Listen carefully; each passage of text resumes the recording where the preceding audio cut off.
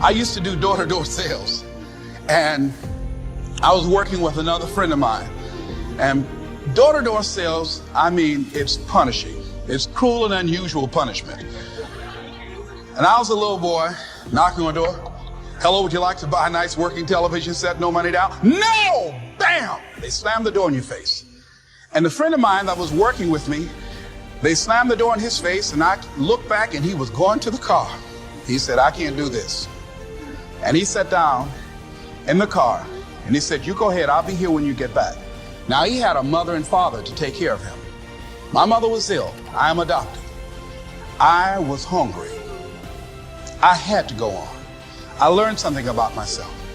That when you step into your fears, somebody said, it was Winston Churchill, he said that courage is going from failure to failure without losing enthusiasm.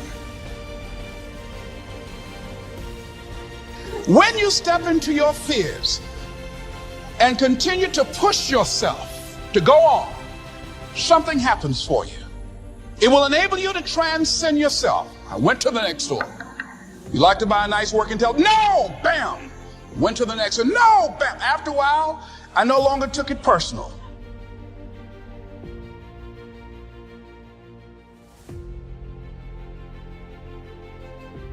And I began to play a game. I said, well, I know there's a yes out here somewhere, and I'm going to keep on till I find it. And I'm not going home until I do. And I continue to knock on doors. And then somebody eventually would say yes. And I said, are you sure? And I would go in there and I would get the sale.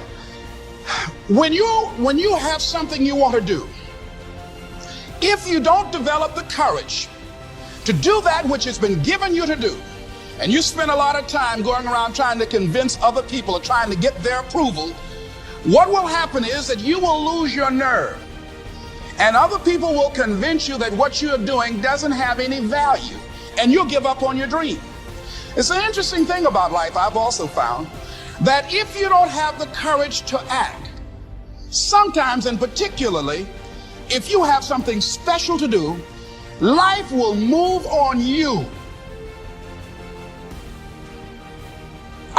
If it were not for life, I would still be a disc jockey. I didn't just leave voluntarily to go to the state legislature. I was fired. I was working on a job, and I came home one day. I was married at the time, and I told my former wife, I said, that guy Bert I work for is stupid. She said, if he's so stupid, why does he sign you a paycheck? Now you see why I divorced her, right? I couldn't stand her. That night, I could not sleep well. Here was a guy that was controlling my life. I was going through all kinds of changes because this man controlled my paycheck. And it was Carlyle who said, truth crushed to earth shall rise again. Winston Churchill said, the truth is incontrovertible. Malice may attack it, ignorance may deride it, but at the end there it is. And we know scripture that says, ye shall know the truth, and the truth shall set you free.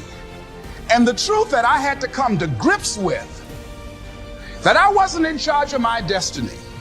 The truth was that I wasn't giving all that I had.